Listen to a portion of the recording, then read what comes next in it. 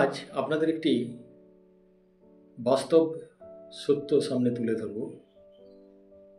HelpAge India নামক একটি প্রতিষ্ঠান সিনিয়র সিটিজেনদের উপর করা সমীক্ষার রিপোর্টের শিরোনাম status of the senior citizen,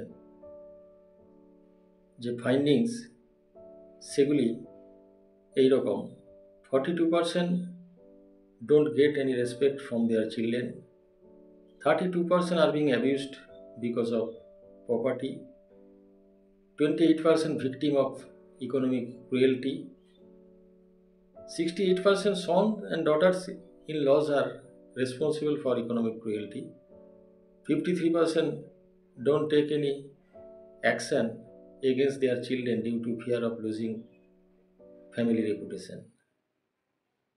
এই হলো সিনিয়র সিটিজেনদের স্ট্যাটাস।